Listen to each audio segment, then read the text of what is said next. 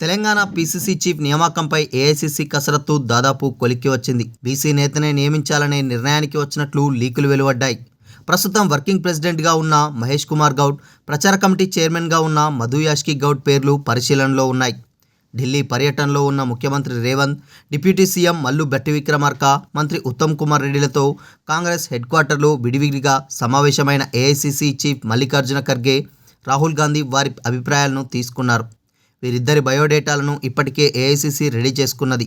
ఎవరి పేరును ఖరారు చేస్తుందన్నది ఉత్కంఠగా మారిన మహేష్ కుమార్ పేరు దాదాపు ఫైనల్ అయిందన్న లీకులు ఏఐసీసీ వర్గాల నుంచి వెలువడ్డాయి. కొత్త పీసీసీ చీఫ్ నియామకంపై నిర్ణయం తీసుకుని లాంఛనంగా ప్రకటన చేయడమే తరువాయి అని ఏఐసీసీ వర్గాలు పేర్కొన్నాయి. కొత్త పీసీసీ చీఫ్ నియామకంపై ఏఐసీసీ కార్యాలయంలో ఒక దఫా సమావేశం జరిగిన తర్వాత సాయంత్రం మల్లికార్జున్ ఖర్గే, ఏఐసీసీ ప్రధాన కార్యదర్శి కేసీ వేణుగోపాల్ నివాసానికి సీఎం, డిప్యూటీ సీఎం ఉత్తమ్ వెళ్లి చర్చలు జరిపారు. ముగ్గురితో విడివిడిగా భేటీ అయి అభిప్రాయాలను తెలుసుకున్నందున ఎవరి పేరును ప్రతిపాదించారన్నది గోప్యంగానే ఉండిపోయింది. రాష్ట్ర నేతల అభిప్రాయాలను పరిగణనలోకి తీసుకున్న తర్వాత ఏఐసీసీ ఎవరిని ఖరారు చేస్తుందన్నది ఆసక్తికరంగా మారింది. ఖర్గే, రాహుల్ గాంధీ ఖరారు చేసిన తర్వాత ఫైనల్గా సోనియా గాంధీ అభిప్రాయాన్ని కూడా తీసుకొని అనౌన్స్ చేయవచ్చని ఏఐసీసీ వర్గాలు సూచనప్రాయంగా తెలిపాయి. ఒకవైపు పీసీసీ చీఫ్ నియామకంతో పాటు మంత్రివర్గ విస్తరణపైన లోతుగా చర్చలు జరిగాయి. సామాజిక సమీకరణాలను జిల్లాలకు కల్పించే ప్రాతినిధ్యం గురించి ఈ సమావేశంలో చర్చ జరిగింది. ఒకేసారి పీసీసీ చీఫ్, కేబినెట్ విస్తరణపై చర్చించిన ఏఐసీసీ ఈ నెల చివరికల్లా రెండింటినీ కొలిక్కి తేవాలనే నిర్ణయానికి వచ్చింది. మంత్రివర్గంలో 6 స్థానాలు ఖాళీగా ఉన్నప్పటికీ మాజీ ఎంపీ కేశవరావు, మాజీ స్పీకర్ పోచారం శ్రీనివాసరెడ్డికి కేబినెట్ హోదాతో కూడిన అడ్వైజర్ పోస్టులు ఇచ్చినందున 4ంటిని మాత్రమే భర్తీ చేయాల్సి ఉంటుందనే వాదన కూడా తెరపైకి వచ్చింది. ఆ ప్రకారం ప్రస్తుతానికి 4 కేబినెట్ బెర్తులను మాత్రమే ఫైనల్ చేసే అవకాశం ఉన్నది.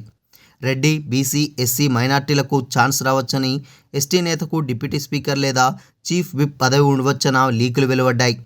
పీసీసీ చీఫ్ నియామకంపై రాష్ట్ర నేతలతో ఏఐసీసీ చీఫ్ రాహుల్ గాంధీ చర్చలు జరిపినప్పటికీ స్పష్టమైన ప్రకటన ఎప్పుడు వెలువడుతుందనేది సస్పెన్స్గానే ఉంది. 1-2 రోజుల్లోనే అంటూ ఒకవైపు, ఈ నెల చివరి కల్లా ప్రకటన వెలువడుతుందనే వార్తలు మరోవైపు వినిపిస్తున్నాయి. క్యాస్ట్, జిల్లాలు, ఈక్వేషన్ల దృష్ట్యా కేబినెట్ బెర్తుల భర్తీకి పీసీసీ చీఫ్ పోస్టుకు మధ్య లింక్ ఉండడంతో ఏకకాలంలో రెండింటినీ బ్యాలెన్స్ చేసుకునేలా ఏఐసీసీ ఆలోచిస్తున్నది. జిల్లాల వారీగా చూస్తే ఆదిలాబాద్, నిజామాబాద్, రంగారెడ్డి, హైదరాబాద్ జిల్లాలకు మంత్రివర్గంలో ప్రాతినిధ్యం లేదు. ఈ జిల్లాల నుంచి ప్రేమ్ సాగర్ రావు, గడ్డం వివేక్ సుదర్శన్ రెడ్డి, మల్రెడ్డి రంగారెడ్డి, పరిగి రామ్మోహన్ రెడ్డి, అమీర్ అలీ ఖాన్ పేర్లు వినిపిస్తున్నాయి. సామాజిక వర్గాల రీత్యా చూస్తే బీసీలో మున్నూర్ కాపు, ముదిరాజ్, ఎస్సీ, ఎస్టీ, రెడ్డి కులాలకు అవకాశం కల్పించాల్సి ఉందని పీసీసీ నేతల భావన.